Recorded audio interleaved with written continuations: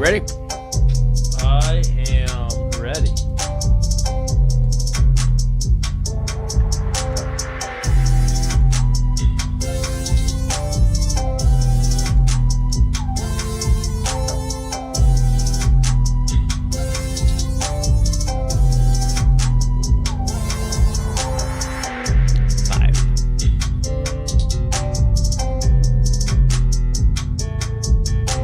Hello. Welcome back to Mik'd Up. Today is Monday, March 23rd. Big show for you today. Hope everybody's having a happy Monday and had a great weekend. As you can see, I have a nice golf tan line. So you can go on the golf course first time in a long time. Not great. Probably not the circumstances I needed to go. I needed to have my first round back in. But I didn't shy away from it, though. Not I like accepted riding a it. bike. No.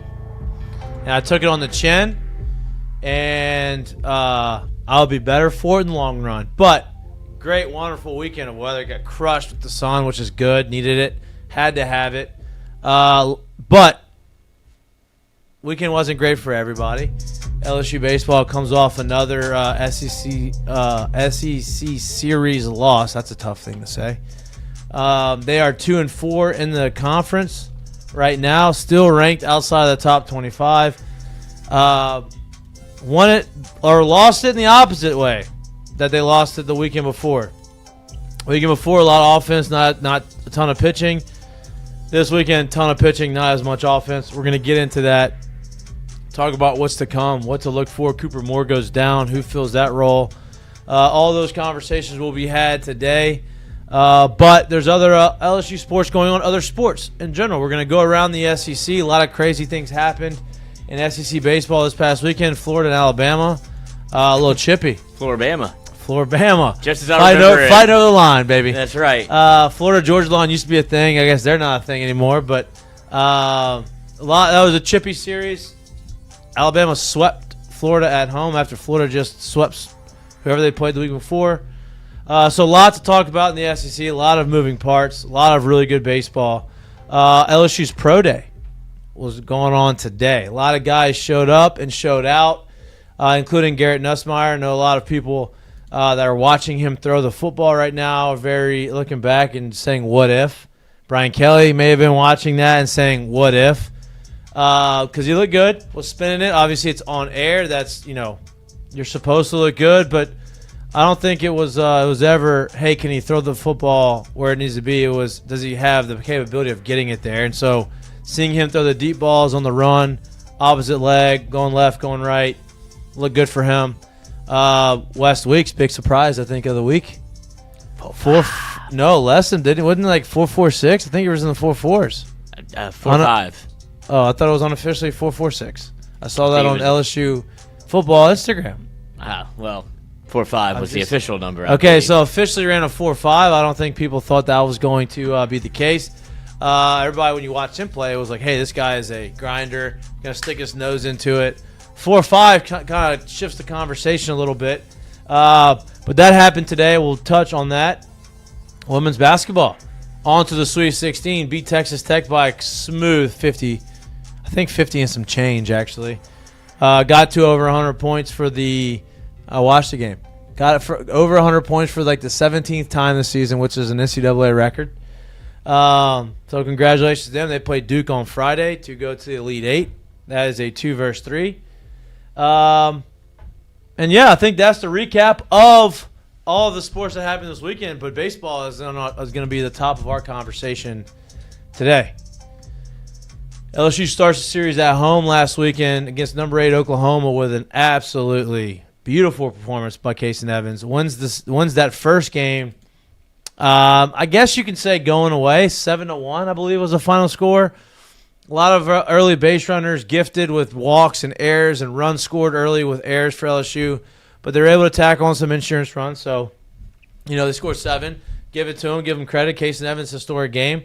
Game 1 victory goes to LSU. Then Game 2 happens, and we talked about it on Friday. It was going to be Oklahoma's best pitcher. I think LSU did a relatively decent job against them early on, kept it tight.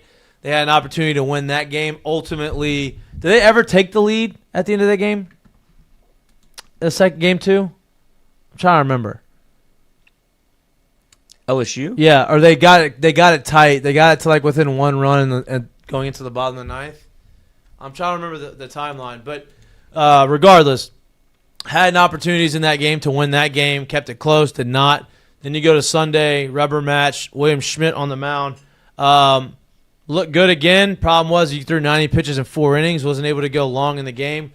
Gavin Guidry looked good up into a point, and then I feel like he probably got a little exhausted, so he started giving up some base runners. You're winning that game 3-1.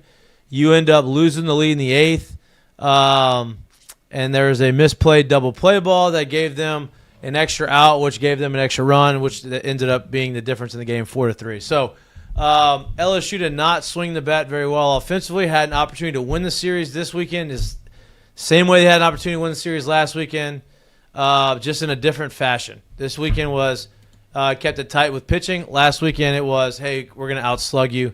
They should have yet to put it together, and the defense has been consistently, I think, subpar for the entire season. So that's something that we need to fix or somehow get as good as you're going to be able to get it this year, because I don't know how you fix it if the personnel is just what the personnel is. But, Jared, you watched the games this weekend. Give me your assessment on it. We kind of talked about it, and I feel the same way I did kind of going into the weekend about, listen, I don't think the team's far off of where they need to be. Like, I really don't. And I'm not saying this as a homer. I'm not saying this as let me just kind of keep batting on the LSU side of this thing. I really don't. But there's certain things that need to happen. Last year, I talked a lot about there needed to be a presence in the middle of the lineup, and lo and behold, once Ethan Fry became more and more of a thing, that lineup became more and more solidified. This year, I really do think it's on. A lot has to do with what the starters can and or can't do. Cooper Moore came out of the game, I think, and didn't record an out in the 5th. You have to get into the bullpen and use the bullpen the rest of the game. If I told you on Sunday that William Smith threw 90 pitches, gave up 1 run, and that Gavin Guidry came in after threw 60-plus pitches, you would say, and gave up none, you would say, oh, man, that's probably 1 run, 150 pitches from those 2 guys. We either finished the game or somewhere in the 9th inning of the game, but for sure we probably won the game. Wrong. We didn't even get an out recorded in the 8th inning with those kind of stats. And then now you have to continue to go deep and go back into that bullpen, keep using more of those guys. And like I said, it's not that they're bad players. They either have to come on or those starters got to go longer, right? And I think that that's kind of where they are right now. Now, we obviously didn't touch on what was going on before, which is, a weekend ago they put up 31 runs and, lost the series. This weekend they didn't swing it worth a damn in terms of what they did with runners in scoring position. I think they hit 160-something, I believe, with runners in scoring position on the weekend. So the team's not clicking right now, right? They're not hitting on all cylinders.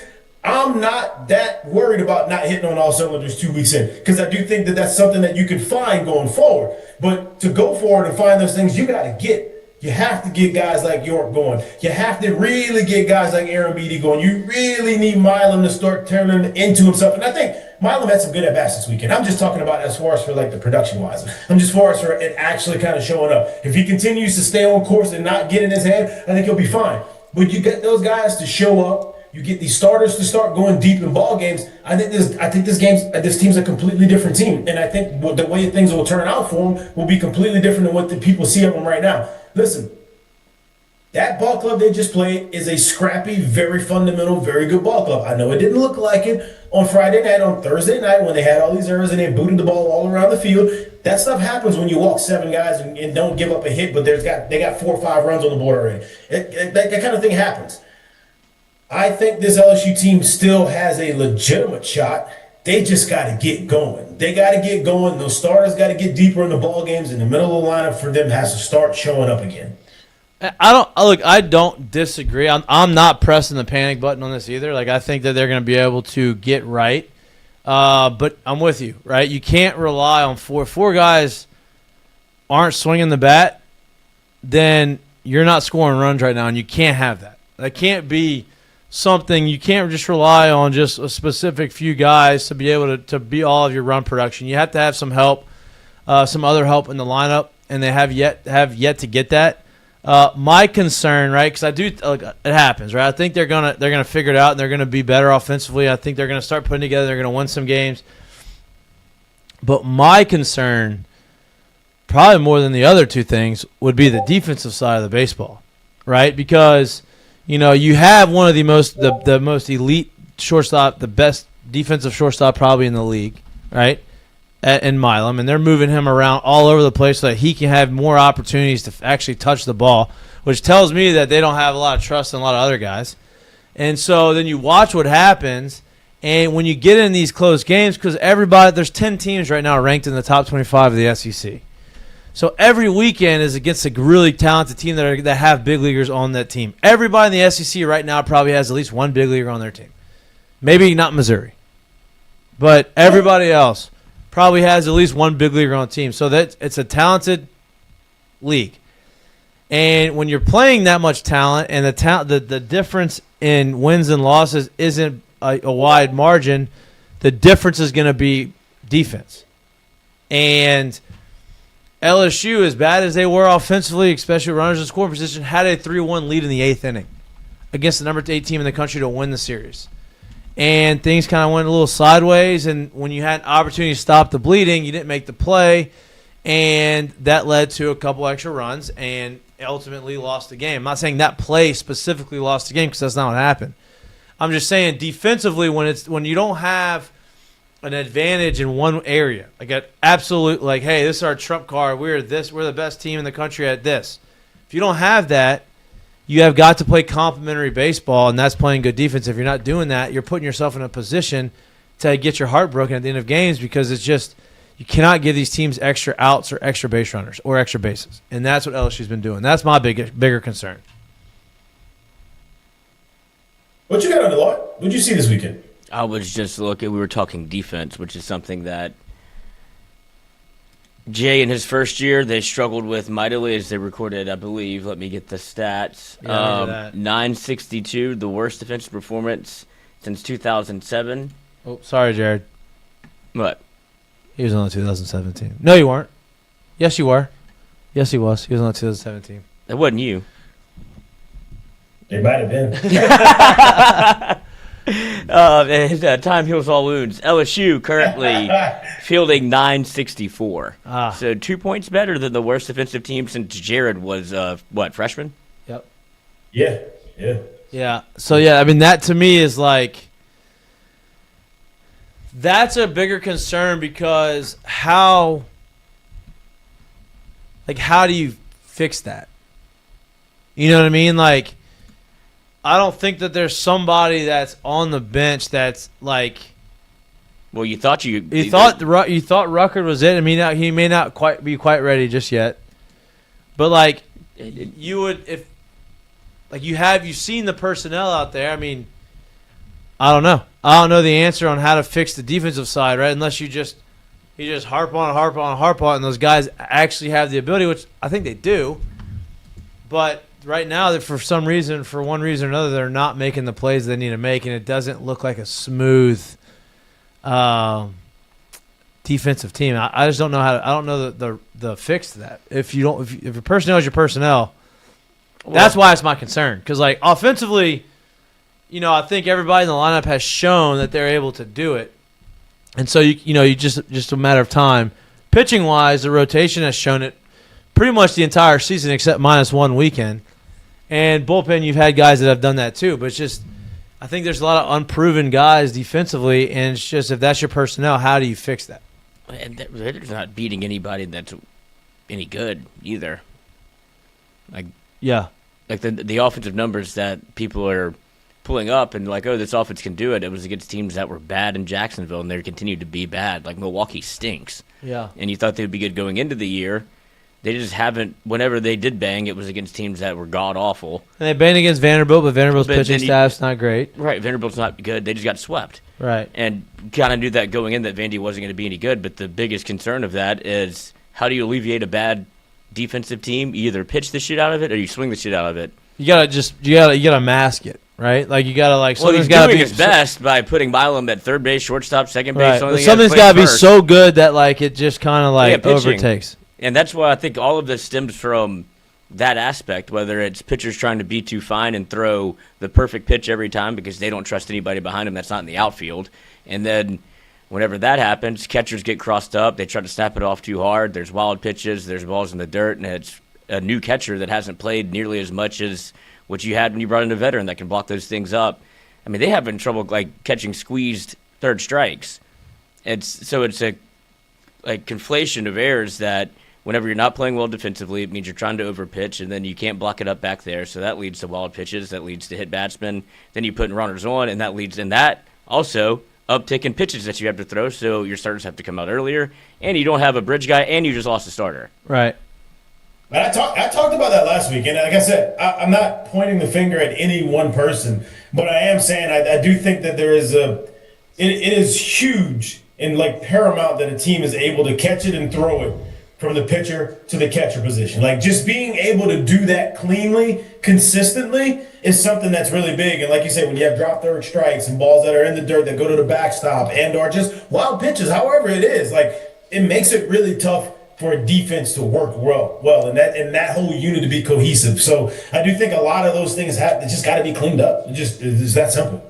It's what the things that happen to you. I know Oklahoma runs a lot. You could see that they put the pressure on you. It was a lot of like Lafayette was a good precursor for that. Teams that want to run, they want to put the pressure on you. You saw that bite Oklahoma because they were playing wild baseball because they were down 6, so they're trying to force it. It turned up on the defensive end. You're playing Kentucky that does the exact same thing. Correct. So it's not like, oh, go, get Kentucky here, maybe you get a sweep. My biggest concern is not only the defense, but it also puts pressure on the offense to be able to score. However, LSU, it finally felt like if they ever had a complete starting staff, and I mean complete as Friday, Saturday, Sunday, it felt like this was the year, and you just lost your Saturday guy. And I don't know where they turn. I don't know either. That's the question. Like, do you take Cal and put him in the rotation and say, hey, you have the most experience and you've have what you came back for? Like this is it. Like go start. Do you put Jaden Newt as a starter? Do you piggyback both? You posed that question this morning. Like, do you say, hey, one's going to start, and one's going to come after him and try to finish the game the way they did it a couple years ago? Mm-hmm. I don't know what that answer is either. Right? Like, do you throw a freshman in there? Like, do you have 2 freshmen that you said that you really like as starters? Like, do you feel like they're ready? I'm not sure that they do yet. And neither one of those guys have gone over 4 innings in a game, right? So, I don't know. I mean, I think the easy answer, I think, is Cowan. Yeah. Yeah, I think if you don't have Cooper Moore, which would suck, right? Like, and that's what I talked about. These starters need to go deep. If you don't have him, if he's gone, if he's unavailable either for the rest of the season or for an extended period of time, I like the thought of a Cowan-Newt piggyback situation, whether it's however it goes, whether it's Newton, Cowan and Newt. But if you look at him and tell them both, you sit them down and you say, hey, listen, for us to make this work, I need 18 to 20 outs out of y'all. Mm-hmm. However, I'm going to get this thing done. Like, if I can get that out of y'all too, on that given day, whenever it is that they choose to throw those guys, if they do this, I don't know if they will. If they were to do this, I think that does a whole lot for your staff right there. And I think if you can get that done, you're in a good spot. Yeah. No, I think if they can get you to the 8th inning.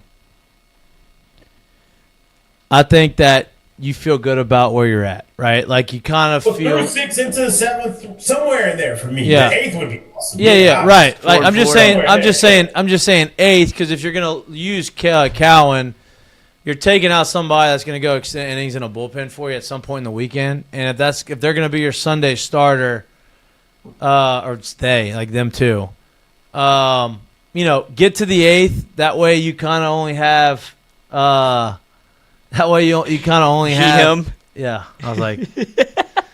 Well, I mean, you got to think about it, man. Like, when if you got a starter that goes you saw what I was doing like there. Somebody else somebody's has to step up way more than what they thought they were going to have to do. Remember, like, we talked about this in 23 when they had all these dudes and everybody talked about the pitching and what the pitching maybe wasn't or wasn't. And I was like, look, y'all got to understand. They lost 3 guys who were expected to be absolute dudes on the staff.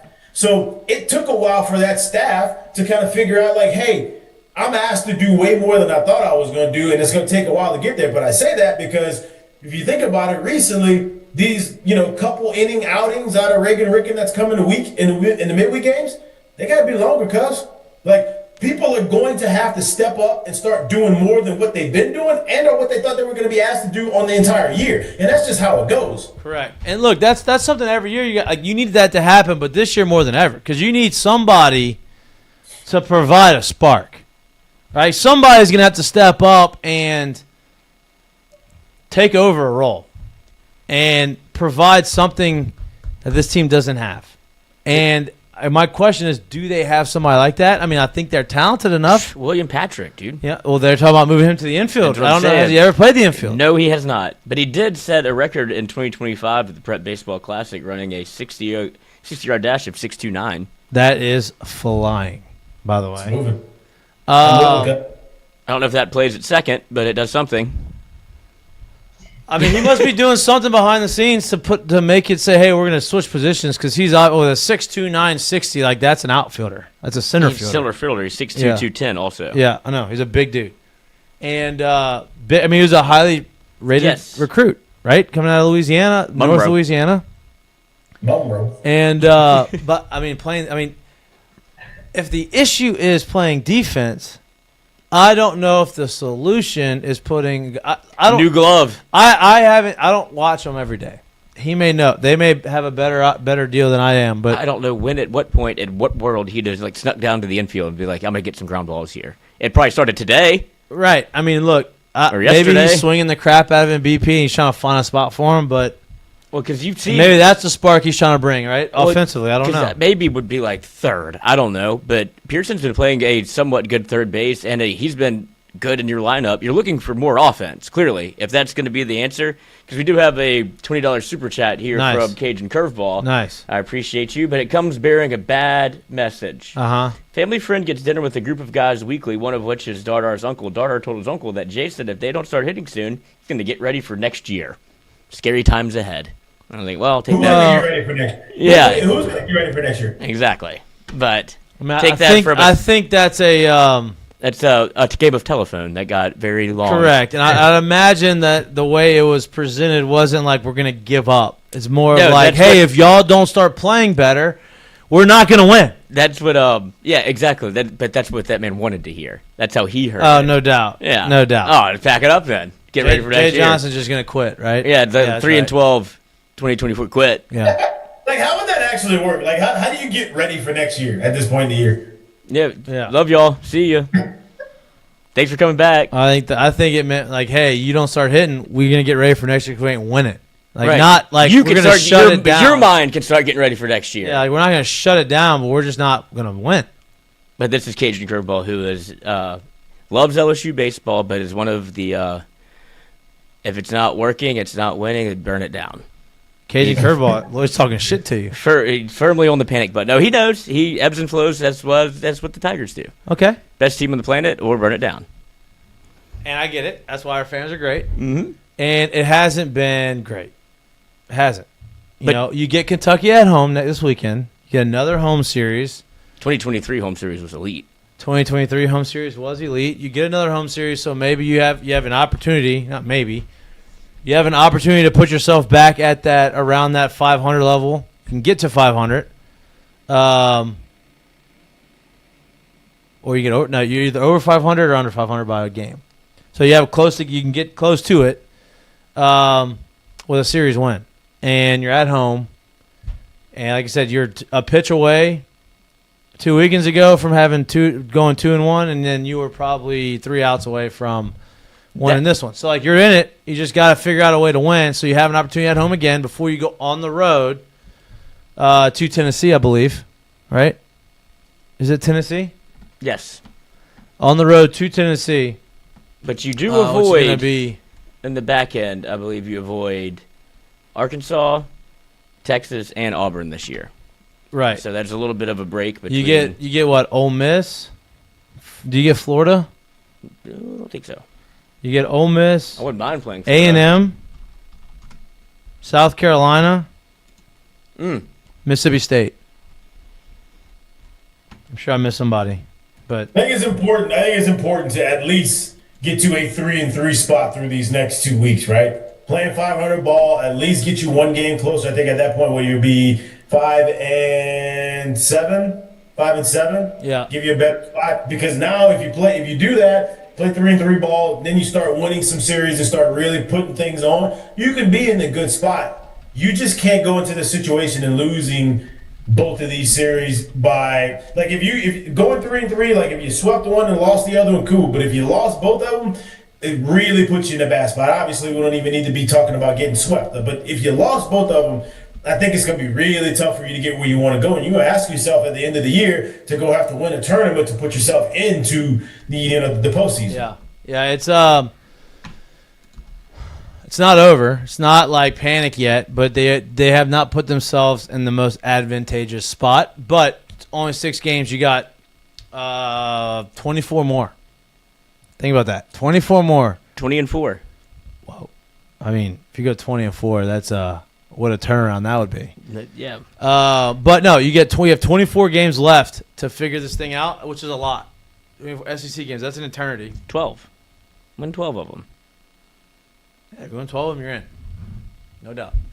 That's 55. Because my optimism, that's 500. My optimism comes from when you've seen them put it together, what it looks like. They just haven't put it together at the same time. They've done it in spurts. They've done it in a game. If you do it in 2 games, then that's winning a series.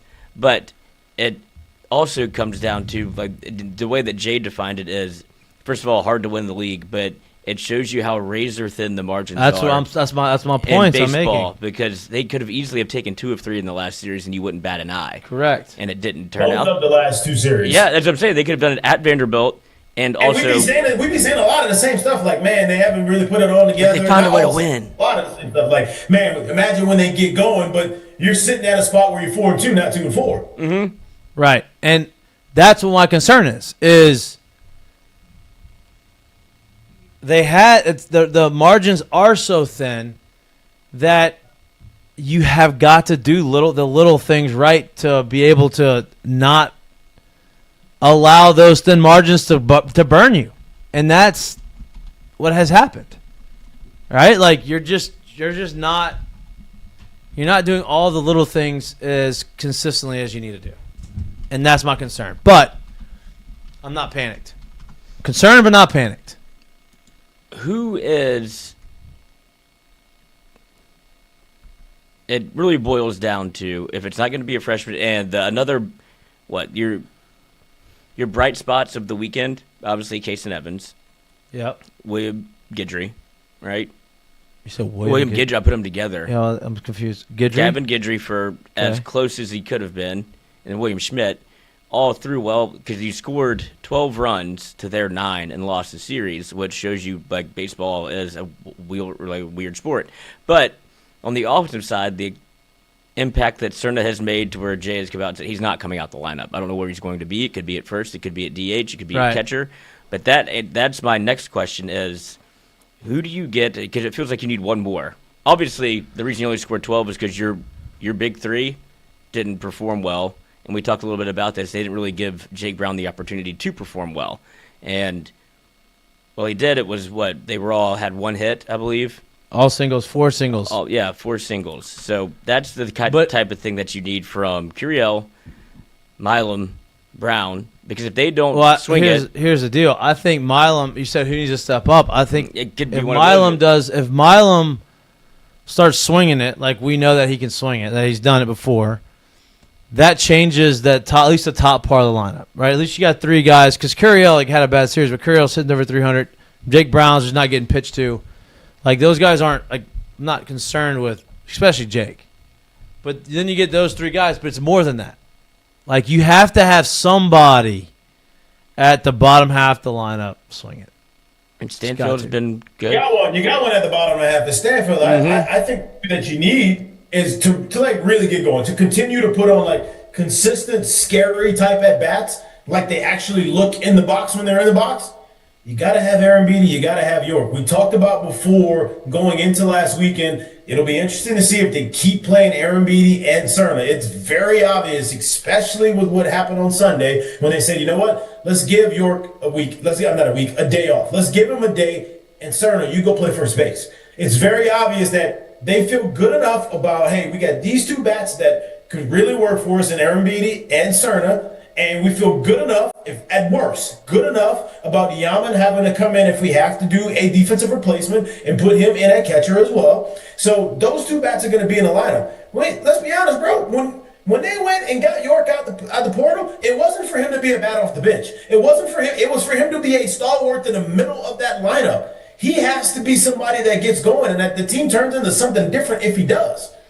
Yeah, no doubt. Well, and I think there's a common misconception around Zach York that maybe he's bought into a little bit because of the first pitch he sees, homer. That he's a big home run guy. And now everybody thinks he's a big home run guy. When that wasn't how you put hay in the barn.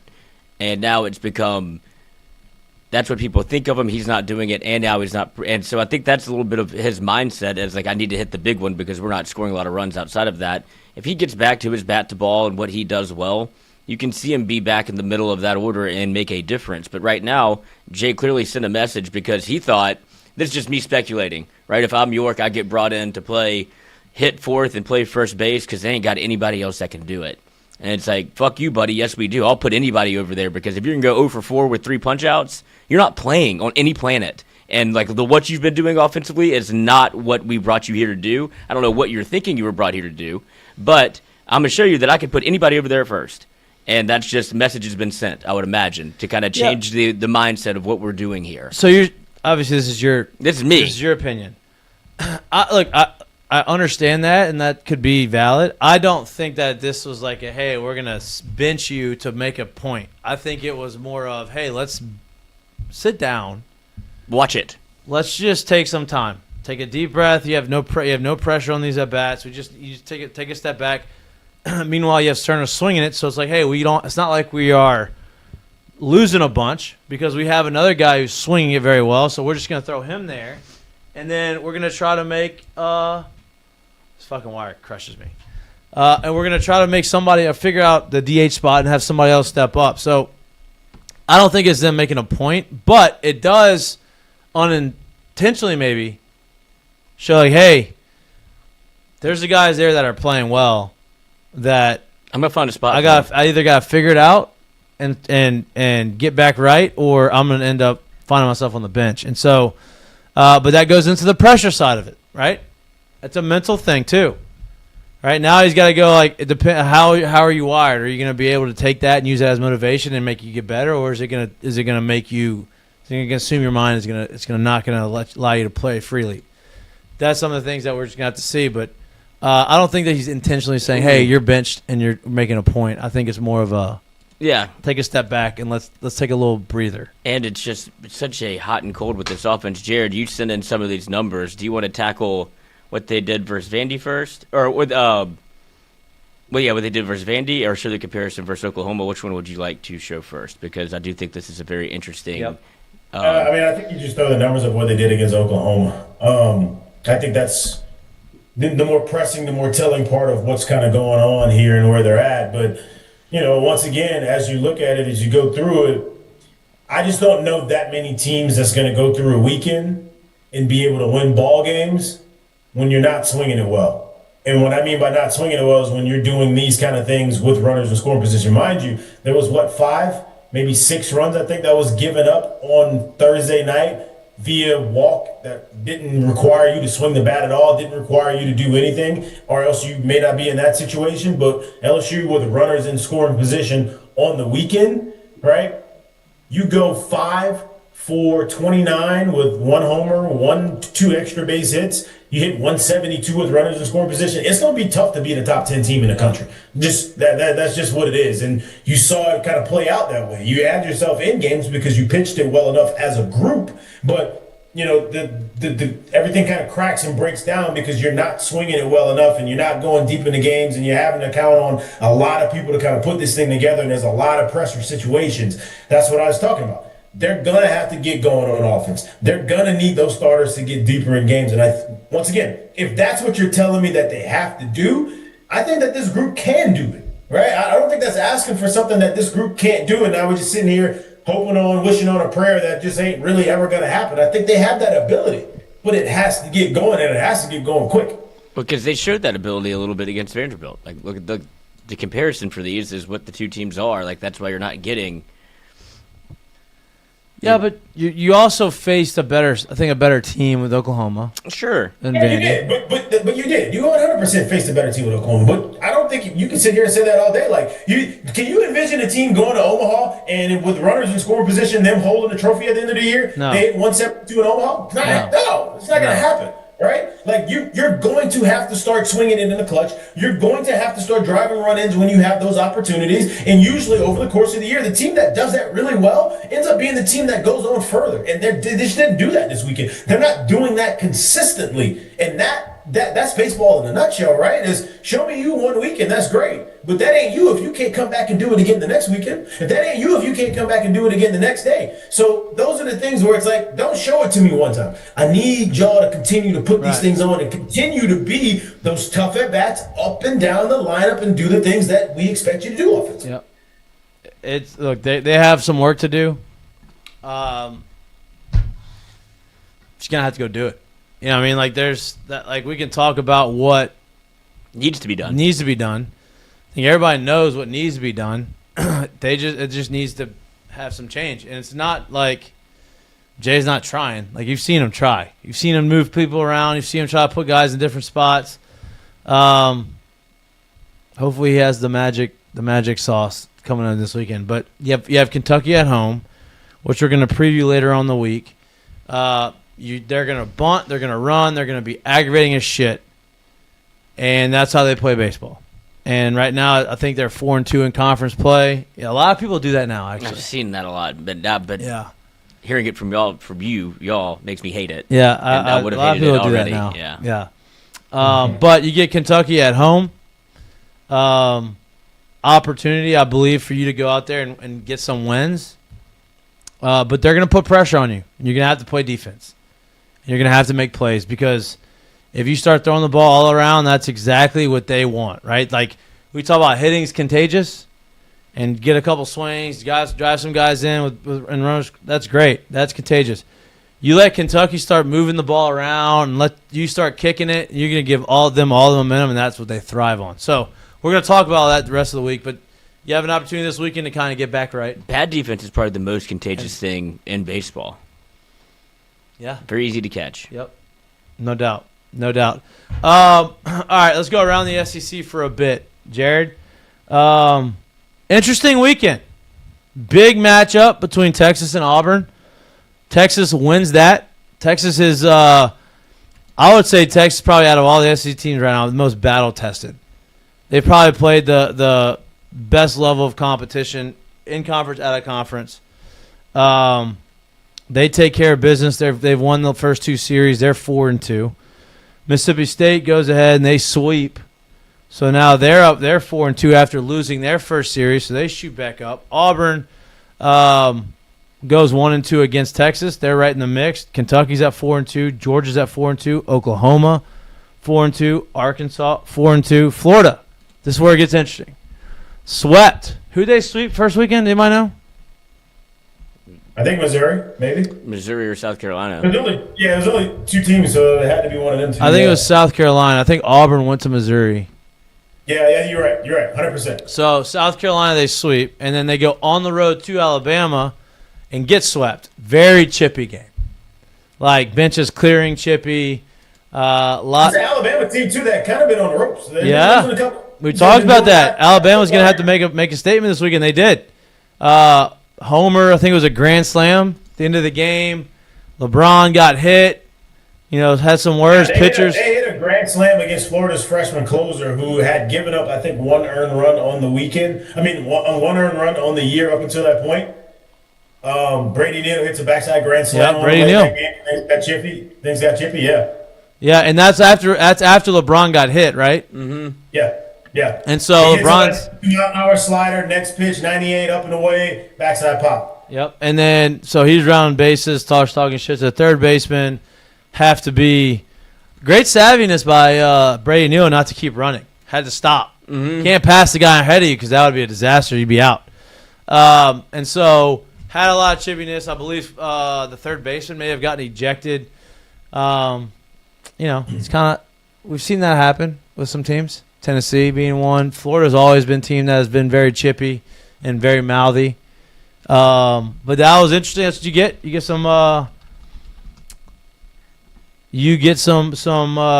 tough shit talking, some tough matchups. Ole Miss. Well, wasn't it because took 2 or 3 from Kentucky last week? Wasn't it because LeBron dropped the bat at the catcher's foot whenever he was telling him to just quit pimping it? And he put it down right in front of him. Yeah, of course. It's not just. Yeah. I'm just saying that it goes on both sides, but that's what. Is it just me? Is it kind of crazy that there actually still is catchers that come from behind? Like with the climate of today and how people celebrate and how players celebrate, it's kind of wild to me that there's catchers that come from behind and play it on no doubt homers telling guys to run. Bruh. No shit. No shit.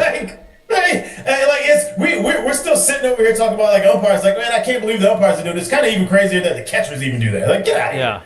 Yeah. Sullivan's not handling it well. He didn't. He was not happy about it. That's 4 straight walks. That's why.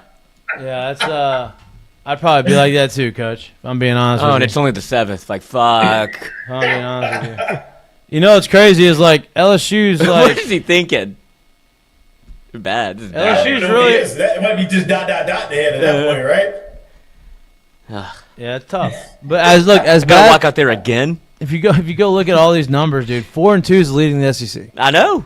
That's what you can't. You know press what I mean? any So button. it's not like somebody started off 6-0, right? Go back to this last year. They're last in the league. Right. It's a long season. Long season. But SEC obviously very well represented in the top 25. Georgia, did they?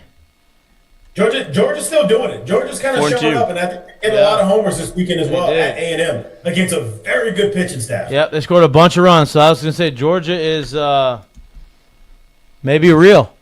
I mean, 9-4, 8-2, and they got boat race on the Sunday game, but a lot of runs being scored on the road there. What's impressive to you this weekend? What's that?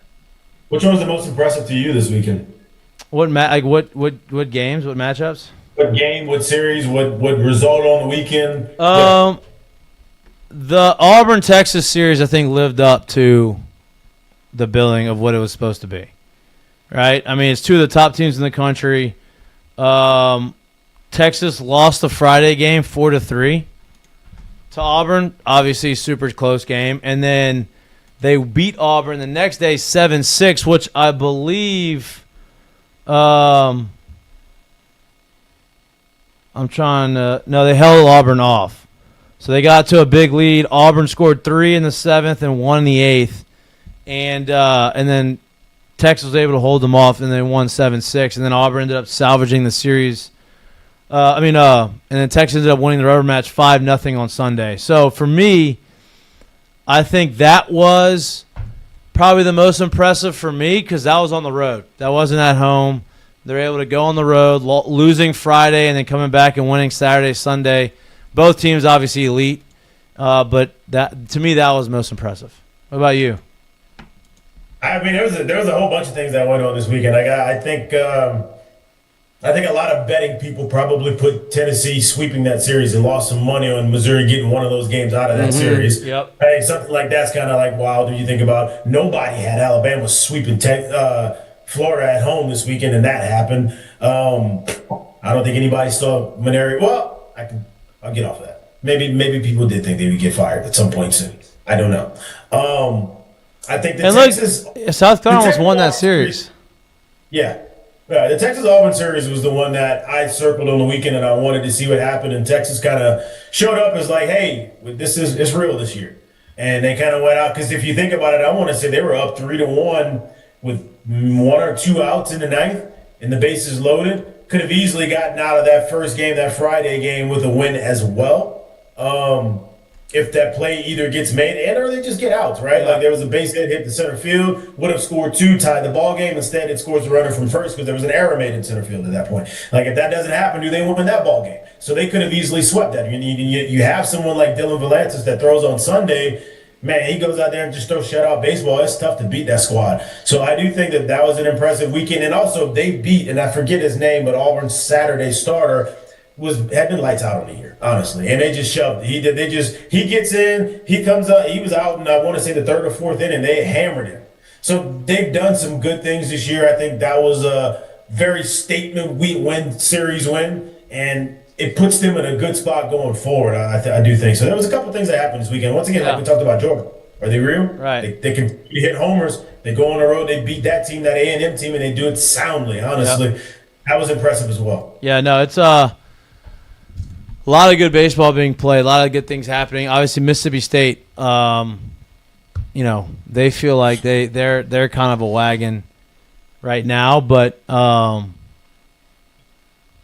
see. It's a long season. Keep yourself within the distance. Correct. Striking distance. Because here you play Mississippi State, playing Kentucky.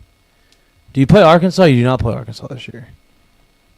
So you have an opportunity to go. You have a light and SEC schedule. Beat some teams ahead of you. As of now. Yeah. But everybody reserves the right here's to the get deal. hot. You got to get – this is a big weekend. You get back right before you go on the road. You know what I mean? Let's not try to get right on the road. But I think they'll be fine. We're going to preview that series on Wednesday, as well as having Ask Mikey and Mitch. Lloyd, you had boots on the ground today. You weren't there though. You're not allowed in there yet. We're working on that. Yes. Pro day happened. Mm-hmm. I mean, look, football practice starts tomorrow. Mm-hmm. We're going to talk a ton of baseball, but we're sprinkling a little football. Especially with the NFL draft around the corner. Practice reports. Mansard Lane potentially maybe going to New Orleans would be great, Well, but after what he ran too fast. After what he did today, I don't know if he gets out of the top 5. But you had some big time performers. Mansard Lane ran a 4.35? 4.38. 4.38 in the 40. Back to back. So it's real. Yep. West Weeks 4.5. I think that shocked some people. Harold Perkins sub 4.4. 4.38. 4.38 from Harold Perkins, and then I think he ran a 4.44, 4.42 or something after that. 4.38. I think it was a shocking one on the opposite direction. Aaron Anderson 4.55 and a 28-inch vert. Yeah, I did. I thought he was more explosive than that. Game speed. Yeah, I was. You can't measure what Aaron Anderson does on 40 yards or 40 inches. I was shocked by that. Yeah. Chris Hilton thought he was going to run faster. Well, he turned around and did DB drills. Oh. He had a hell of a corner. He can tackle. I didn't see that. Yeah. He worked the hit. Okay. So, Chris Hilton, I just can't, I find it hard to believe he's a 4.5 guy. I mean, that's what it said, right? Yeah, no, I know. Yeah. But so you're telling me what weeks Chris Hilton lined up on the blocks, it's a tie in a football. West Weeks. West Weeks. Well, either one of them. All three of them put together. That's. It may not look the same, but the times ended up being the times. Say so right now. I mean, but I just think there's game speed and there's practice speed. You don't really feel the same. Of course, but what Garrett Nussmeier run? He didn't run probably. He did look good at the pro day though. He did throw. He slung it. He slung it around. And he was doing the whole deal. He was rolling out left. Well, that's what you got. You have to do the whole show, every throw in the book. Oh, Drew Allard did that too. If you can believe it or not, he did the pro day throw. It's against air, so. But that's when he shines. But it's Drew Allard. It's not about the completions. Obviously. He's gonna die on that hill like I died on the Baker Mayfield. He's gonna die on that hill. Kill me happily because I don't want to watch a world in which he succeeds because I just have to be right. I am right. It doesn't even matter. Somebody's gonna draft him and get fired. Halsey didn't. I didn't see. He didn't perform, did he? I don't think he had to because of what he did. He did the NFL Combine. Yeah, he crushed it. Yeah, but none of those guys did, right? So Van Lane didn't. He didn't run there. He didn't run. He did everything else, but didn't run. Right, and then same thing with Xavier Thomas. Oh, no, no. Not after what you did, 4.28. I'm good with that. Yep. And so he went out there, caught some passes though. Yeah, I saw him. Wiggle around. Yeah, let me just go down there so I can show you that my quarterback can actually reach me. Yeah. Because he's healthy. But all in all, this is one of those pro days that you'll look back on, and one of these drafts you'll look back on for LSU football and go, what if? Yeah. Because all of those guys that are performing the way that they did. And it's a waste of Montour Lane, 4 years of wasted Harold Perkins. You never really, and then a week's runs a 4.5, and you see Xavier Thomas run a 4.28. You're like, what? She maybe should have gotten the ball more. Right. Garrett Nussmeier healthy. That's the real punch in the gut. Well, I think that's what a lot of people see. Like, this is okay. This is what it's we thought we were getting. Final nail in Brian Kelly's coffin. It's like, oh, he's on the other side of it. Football practice does start tomorrow. Yep. Out of, I don't know, your time of being an LSU fan, is this the most looked forward anticipated, like, meaningless camp? You know what I mean? I say meaningless. Like, you're not going to see a ton, but, like, is this the most anticipated spring camp at LSU ever? Or since Saban, maybe? Ed. See, I think it's more than Ed. No, I'm saying since, like, Nick Saban didn't know what to expect. Right, and like, I guess less you didn't really know because, like, you're just still bummed that Saban left. But, like, you like Lane Kiffin was on the the top of the list, the last coaching hire, but it felt like it was too late in the game. He had already re-signed, and you got him. All this shit has come out about money and all this, and so, like, all eyes on what Lane's going to do. It just feels like it's very anticipated. Absolutely. Which is great. And it's just practice. Right. Which LSU, the media will be allowed in for individual drills starting at 9:50 on Tuesday and Thursday and 30 minutes on Saturday. So this is not your Brian Kelly practice, which he's like, y'all can watch whatever you want. And I don't know if this is 30 minutes. So what BK did, you could film for 30 minutes and you put cameras down or had to leave. Or then it became, just put your cameras down. You could stay and watch as much as you want, pretty much, after 30 minutes. And then they would kind of shoo you away when they went in for team indoor. And so I'm interested to see if this is a strict 30 minutes of if you can even film or not, or if it's 30 minutes no matter what, you got to go. Yeah. Because Brian Kelly did let you see pretty much at the end of it all of it. And it was, I don't know why, but, I mean, that's how we knew that Garrett Nussmeier was hurt, and he continued to trot him out there and throw a towel around. And it's like, this is not good. You probably shouldn't let anybody see this. Right. But he did, and we knew. And then he got fired. So if I'm Lane, I probably wouldn't let people in if something like you want to know. I think that's probably the standard. This, like, we don't know what's going to happen with Sam Levitt. Right. If he's going to ride a motorbike, if he's going to ride a bicycle, we'll never know. You never know. But obviously, something to keep your eyes on, to watch. Oh, it's look. Seaton down 30 pounds. Who? Seaton, the offensive lineman. Showed up to pro day. Ozempic? I think hard work. I'm just joking. I think it's joking. I'm just joking. Maybe. I mean, is that illegal? I think so. I don't know. I don't know if that shows up on a drug test. That would be crazy if you're an offensive lineman and you're like, this makes it way easier. Because the rough spots to be the offensive lineman that like have to shovel all day, like eat 10 times a day because they have to make weight. But they don't feel good. But if you're trying to make weight, Ozempic would not be the thing. Yeah, but if you're already overweight, and it's like there's an athlete under there, like you just have no self-control. Like the guy from Florida who got drafted by the Bucks, and he's like 455 pounds. Yeah, they made him just watch. And he couldn't lose weight. Like he was walking on the treadmill. Maybe you should have given him Ozempic. Now, come back. Yeah. Do it now. Yeah. Get ready for the season. Do it now, take it off, change your diet, change your eating habits, and then let it get out of your system, and then come back, be ready to go. Yeah, you look 295, play tight end. Well, not 295. I mean, let's get to 350. Man, everybody's microdosing GLP-1 now. That's the thing, right? That and peptides. I can't wait to get on peptides. That'd be great. It's expensive. I know, that's why I can't do it. I would love to get on them too, but they're expensive. You got to get them from overseas. I don't trust that. Oh, I don't think you can get them from overseas. I don't trust that. Oh, you can get them from India. They're much cheaper. Uh-huh. You got to convert to No. We didn't say where you can get them from. I don't think you have to get them. You can get them from Great Britain. Yeah, but they're expensive in America. But if you go across the pond or to the dirty, I don't know, but it's just not nearly as expensive. Well, I don't. It's all the same science. I mean, but I don't. They got to have one good correct, scientist. but like, what if I don't trust what I'm getting? Oh, you just put it in your dog first, see what happens. That's not that's a gerbil. Get a rat. No, we're not going to be doing that. But that's how Lloyd will be our info. Yeah, if you about to say, football. I say test like lab rat. I will take all the if you buy them, I'll take them.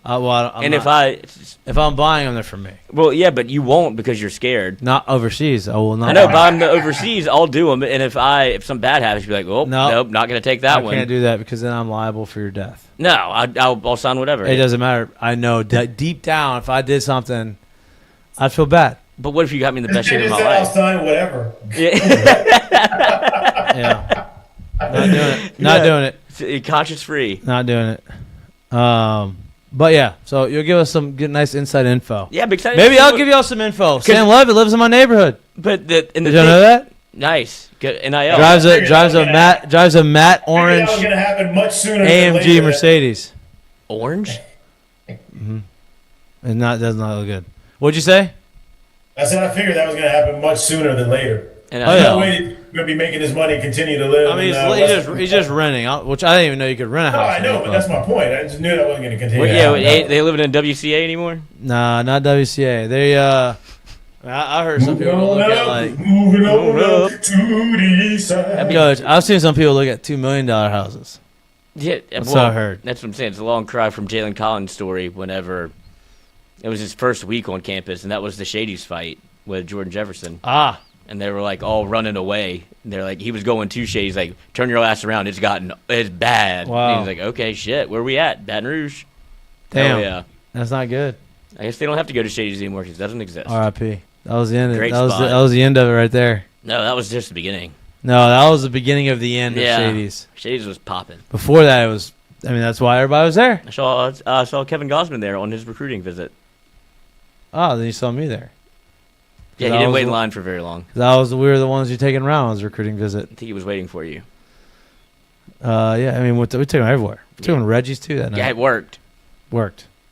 He'll still tell you about it. It Mm-hmm. was a great night. Where's he from? Colorado. Yeah, that was different. Amber. Great night. Great night. At the movies, Yeah. ate popcorn. Ices. Yeah, whole deal. Whole deal. Two straws and what? What? Huh? Yep. What? How are we in New Orleans right now? We didn't do that. We didn't do that. We didn't do that. Y'all play here? Nah. Nah, we don't. Have y'all watched any March Madness? I have 2 great games. I have not. Saw a buzzer beater. 2 buzzer beaters. I've seen like bits and pieces, and like the few games that I've turned it on late were awesome. Mm-hmm. Nebraska, awesome. The Vandy game where they almost made the buzzer beater to win the game from half court. Remember? Yeah, Who they play? It was an upset, I know. I don't remember. but I turned it on. Was it Wisconsin? Wasn't Wisconsin, I don't remember. Somebody on the chat will know. but I saw. I St. turned it on John's. last minute, and then I'm like, holy shit, great game. It's St. March- John's. Yes. I haven't watched the game, and it's not because I love basketball. It's just new life.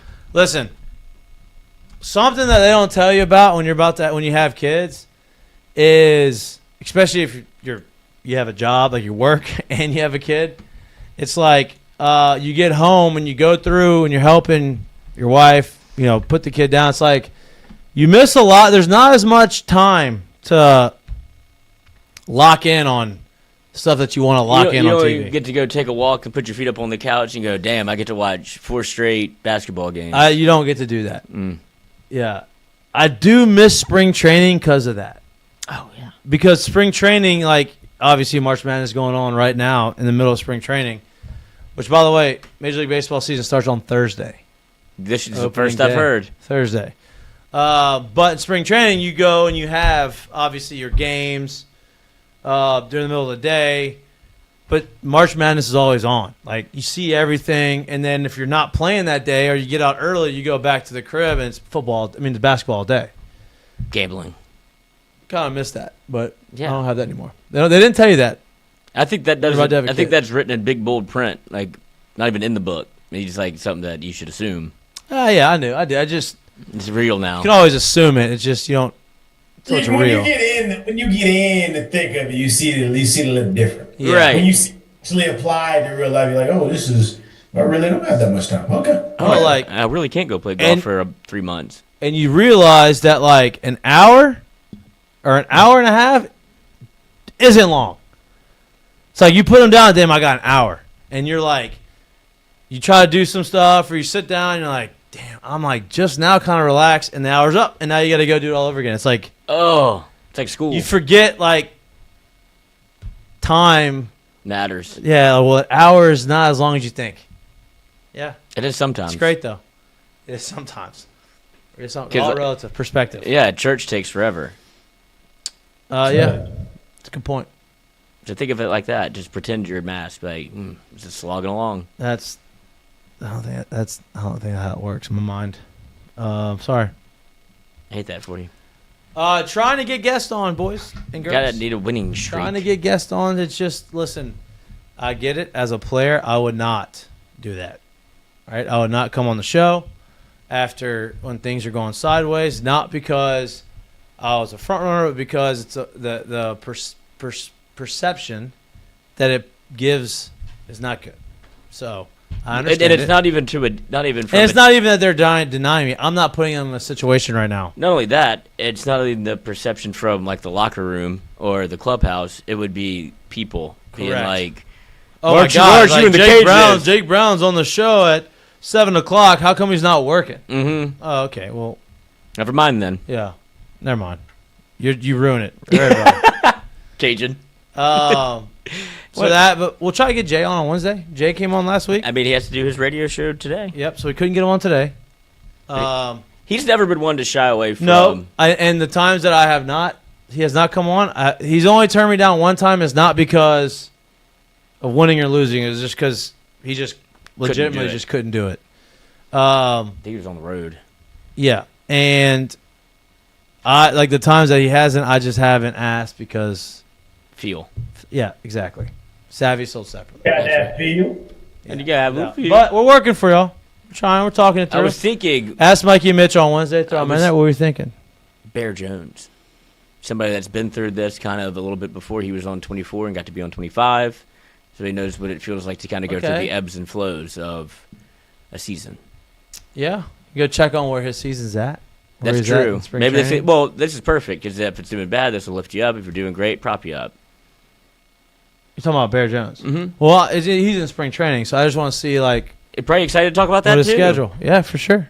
All right, it's a good call. I bet see if we can crush a golf ball. I bet you could. Is it hot in here? Yeah, the AC's not on. Okay. I was like, damn. Well, first of all, my finger started numb. My middle finger started. It's probably the blister that's on the front of it, right there. My finger started going numb. And I was like, I got a little nervous, and now I start sweating. I'm like, getting old quick. No, I think am I dying? This is I have the number for the AC now. So why haven't you turned the AC on? Because it's over. It get hot till like an hour ago. We started the show an hour ago. Okay. And I just remembered. Okay, I appreciate that. They control it from their phone. Jared, how was your weekend in Baton Rouge? How was your weekend? It was quick. I didn't spend the whole weekend in Baton Rouge. I went to New Iberia first, came to Baton Rouge for a day, went back to New Iberia after that, and then kind of got on the road. So it was good. Felt really quick because I guess I moved around a lot, but I got to go home, see my parents. Parents got to see the little man again. It's a good weekend, man. Good weekend. I was happy to see you. I didn't get to spend a ton of time at the game. I went Friday with Hudson and Mike, my godson, and my brother-in-law, and then left. Had to leave a little early. My mom was at the house. And look, when you're a first-time parent, you don't like missing bath time. That's a good time. So went home early, helped mom with that, and she was with me all weekend. I was on a bachelorette trip. It was nice. It was a nice weekend. All right, Lloyd, you want to get to the Seggies? Oh. Before I pass out? Yeah. Tiger Woods has shown up to TGL clean shaven. You think that means he's playing? Yes. Is that what that means? That's what it means to me. Because he likes the goatee. Did you see his interview? And was talking about like. Is Augusta on the timeline? Sometimes I go out there and I can play great, and I don't feel I can make every shot, walk. I feel awesome. Sometimes I can't move. It's just he just kept going back and forth of like. I feel good. I don't feel good. I feel good. I don't feel good. He is just teasing everybody, and he kind of has a little grin. It's like I would like to see. Well, and he's gonna play. I bet. The only thing he's going to do is probably play or tease it and not play. Then he'll let out a letter on his Instagram and Twitter. Wednesday before the round, before Masters, and then he'll sign it Tiger Woods. But he was on the Masters app. Of course, on the Masters app. He's on there until he's not. And then he's at the leaderboard, then he's 3, then he's 2, then he's 1, then he's fist pumping. And could you imagine? No. It's not going to happen. 2019 was the one of the best memories of my life. Could you imagine him coming back? And it's all put together. And winning, just winning somehow. He already did that. No, but like. Now again? 7 years later. I mean, how old is he? 40, he's 50, right? Or 50? 49? Yeah. LeBron's 41. Yeah, I mean, he could do it. It's just. LeBron had a little different career arc. He's got to be able to, like, last for the weekend. Yeah, he can't walk. Yeah, that's a problem. Achilles, knee, back. What if we got him, like. A lot of stuff going on. Heelys. I don't know. That's probably legal. You have to walk a little. There's a lot of undulation. That's what I'm saying. Ride the hill down. I don't think the Heelys would help. Hook him to the caddy. And then go up. Pull him up. Yeah, uphill would get tough. That would be fun. Yeah. You hit a little divot and you fall. And then it's another way to get in a wreck. You break his arm. Yeah. Nah, can't do that. Anyway, mistake of the day. Mistake of the day brought to you by Alumni Hall. There you go. A professional cornhole player with no arms or legs has been arrested for allegedly murdering a man. Authorities claim that Dayton Weber shot the victim in his car and drove away with the body. Is him a professional cornhole player? How do you do that? And I thought that question would come up. Per his Twitter feed, this was posted not that long ago. Man's got some action. If there's a will, there's a way. How's that possible? Where's the trigger finger? He's got a little nub. Gets it in there. That's crazy. He holds it. That's wild. Yeah. Well, it's bad because he is. See something new every day, I guess. I guess he thought like, hey, I got no hands or feet. Like, there's no way for me to protect myself. There's no way they think that I'm gonna be able to shoot somebody. Yeah. Watch this surprise. Wow. So, yep, he has been. Has he been found guilty or no? Is It's just alleged. But he did. They pulled up. He asked the cops to help him get the car out the body, and they said no. So he drove away. To get the what? The body out of his car. And they're like, no, you're under. They asked him that. He asked him because he can't do it himself. And they're like, well, what happened? He drove away. So I guess he has like little sticks in the car. Oh yeah. Or like they have the accelerator on the wheel. Yeah, but he has no fingers. He's got the sticks. I mean, I didn't think you could shoot a gun either. I know. But that's your mistake of the day. That's crazy. Or, I mean, it's impressive, but he's using his powers for no longer cornhole. That's not good. And curtain call. Have you ever played against a professional cornhole? That can't be fun. It is. It's the most outrageous thing. They don't miss. Yeah, it's like playing against a professional bowler. Yeah, it's ridiculous. And they take it serious. Oh, yeah, like professional kickballers. Very serious. And don't you think that that's silly? Professional cornholers? Yeah, and then how, like... I think some of them make good money, actually. Yeah, they get sponsors. Yeah. But at what point? Hey, man. How you do anything is how you do everything. You got to master your craft. If that's your craft, that's going to make you money. I guess if you're going to play it a lot...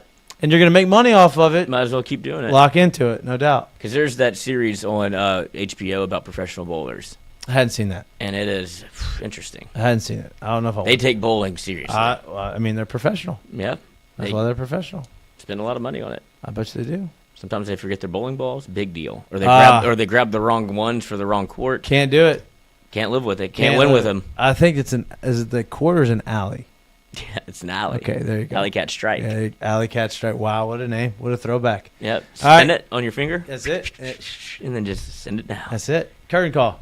End of an era. Maybe the best thing that you could see today. Later to the path. We're taking down all of Brian Kelly's nonsense off the wall and starting anew. So finally the path is done. Finito, finished. Path gone. wasn't as straight as he thought it was. Huh? No, the path home. Yeah, the path. Well, his path worked to $58 million. Yeah. All right. But good to see. What's going to be there now? Just different. Just different. So love that. This was way better than the path, I think. Yeah, it was the path to graduate champions. Yeah. Nobody gives a fuck. I want to graduate. I don't want to graduate anything. I want the path to championship. I want to win champions. I want championships. And so didn't get any. So the path is officially roadblocked. Okay. And kaput. Finito. Right. Gone. Finished. See you. Jared, curtain call? Curtain call, if you hadn't seen it yet, you're watching a little college baseball, and you hadn't seen it yet, you hadn't noticed it yet, there is a left-handed starter by the name of Mason Edwards at the University of Southern California right now, who is on a crazy run. This man has thrown 36 innings on the year. He has had a quality start in every start this year. He has only given up 7 hits in 6 starts and 1 earned run through his first 6 starts of the season. So I'm going to go ahead. I think that obviously deserves a much deserved curtain call, and it'll be there. And I'll also give this little nugget too. Curtain call to, whether you like it or love it or hate it, Complementary. People don't realize this. And I told y'all this earlier. People don't realize this. 40-40 in his tenure at South Carolina. Wasn't much better at LSU to start. Complementary started his LSU career at 44-35-1. That is 4 games better than what he's doing there. And we all know how it turned out at LSU. So it's kind of crazy when you think about it. I'm not going to sit here and say it was going great, but things do turn, and time is taken. And the time he spent there was pretty much the time that he spent here up until that point. Yeah. And things turn. So curtain call to a Hall of Fame career. Who knows if he's going to coach again, but curtain call to him. That's a good one. I was going to add on that too, Lloyd. I threw a link in the document. A little bit different of a curtain call. Don't put it on yet. I got to set the stage. As a child, my mom had a Suburban that had a TV in the back of it, not the nice flat screens. Obviously, it was the ones where you had you lifted up the cover and it was a VHS player. Hell yeah! And it was awesome, right? So road trips, Florida, wherever, me and my sisters would watch a bunch of movies. 61 was a movie for some reason that we watched. Homeward Bound was very in the rotation, very much in the rotation. Indian in the Cupboard was one of them. Oh, I love that. Yeah, we had Angels in the Outfield. Yeah, so we had a rotation. Sometimes I let my sisters watch Mary-Kate and Ashley movies, but it was mostly my decisions. But Homeward Bound was always one that we enjoyed. Great story. Happy medium right? for both. Everybody loves pets. Most people have pets. They're very tied to their pets. And so I saw this on Twitter, a real life Homeward Bound situation that I have a dog, and if my dog ever got stolen, I'd hope that, I'm not sure he would ever do that because he's a little goofball, but I would hope that he'd find his way back home. Somehow be slick enough to escape and find his way all the way back to my house. And that's what these dogs did. Homeward Bound, real life. They 7 dogs were stolen from their owners, escaped the van, and found their way back to their homes. They traveled around 17 kilometers together, led by a corgi. Corgi must be the leader, dude. Across highways and fields, now safely back with their respective owners. How did they all get home? How awesome is that? I'd imagine they just got enough away, and then somebody found them. They probably had a collar. Well, actually, I don't know. If they stole them, they probably took the collar off. Maybe they're all chipped. Corgi, look at the leader. That's your leader. Leaders comes in all shapes and sizes. Not the size of the dog. It's the size of the fight. I mean, this guy just making sure they all got back. They all got back home. Somebody's got to step up. Wild. This is awesome. Look How at crazy him lead is the that? pack. You've got a German Shepherd there, and then it's a corgi. They are a little. I mean, This is what their breed does. What? They were bred to be herd dogs. Oh, really? That's what What do they do? little ankle biters. Hey, Do it again. go ahead. I thought that was wild. That's my current call. This is unbelievable. I wish I knew the corgi's name, but I can't. I don't know it. I mean, Vespucci. But what a wild. Could you imagine? I guess they're just gone. And it's no, dude, corgi, you live here. You go that way. Yeah, tough. Great. All right, that's all we got for this beautiful Monday. Dogs are awesome. Dogs are great. Cats, you're a cat guy. I am. You're a cat guy. Cats are. I'm not home enough to be able to take care of a dog. Cats so I'm such a dog guy. I don't. Yeah. I don't want to put them in a bad home. I don't think cats like me. That means they love you. That doesn't make sense. Yeah, it's tough love. They want to get. If you don't give them attention, they will make sure they get attention. If you try to get their attention too much, scratch you in the face. No, then they just don't fuck with you. Gotcha. Okay, good to know. Yeah. Compliment. Okay, thank you. Because my aunt slept at our house and she hates cats. Would never hit. There's categories to this. People actually go out the way to hit cats. She was just I don't want it around me. Whatever. Cat sees that and sneaks into a room, while she's sleeping, gets on her back and starts giving her a massage while she was sleeping. No way. Yeah, started playing kitty cat on her back. And she woke up and she's like, what the fuck is going on? It's like, oh, give me a massage. So go back to sleep. So she liked the cat with her? Yeah. Now they're friends. Exactly. Okay, good to know.